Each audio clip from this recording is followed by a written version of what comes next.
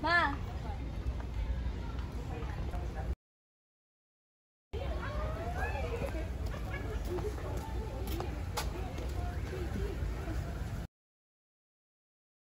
Oh, ano nangyari sa'yo? Wala. May nakabusangot ba nga wala? Maganda ba yan? Oh, Tahan mo ko, please. may nangyari nga. Sige, basta ipangako mo kung ano man yan, kahit masama ay sasabihin mo sa akin. Dahil ikapapahamak mo yan, lagi mong tandaan, mahal na mahal kita. Naintindihan mo ba? Opo, inay.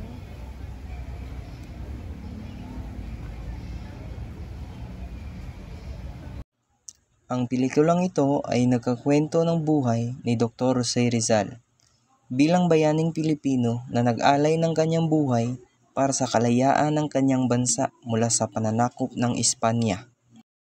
Simulan natin sa Rizal's birth.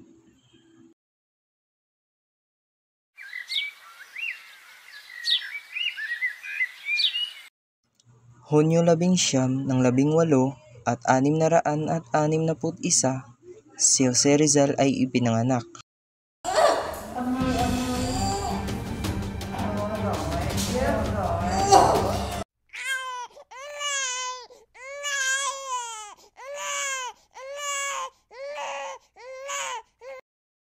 Susuriin natin ang mahalagang sandali ng kanyang buhay mula sa kanyang paglaki bilang isang matalinong bata, ang kanyang dedikasyon sa kanyang mga kababayan at ang trahedyang pagkamatay niya.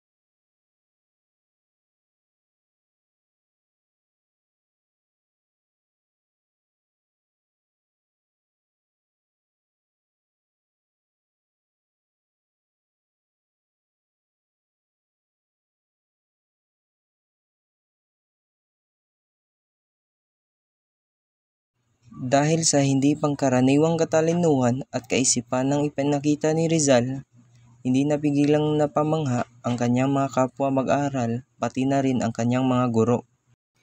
Binalaan din siya ng pare dahil sa kanyang katalinuhan na maaari niyang ikapahamak. Kasing talas ng espada ang kanyang utak at dila. Kung isa siyang espada, dala niya ba'y kabayapaan o panganib sa karamihan?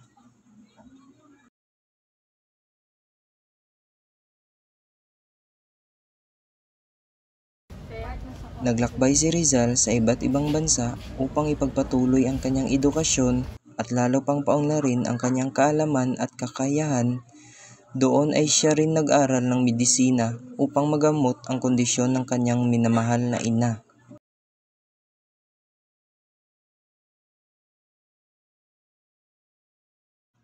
Dahilan ng kanyang mga nasaksihan at nalaman sa kanyang paglalakbay ay mas nahubog ang kanyang kagustuhang gumawa ng reforma laban sa otoridad ng Espanya.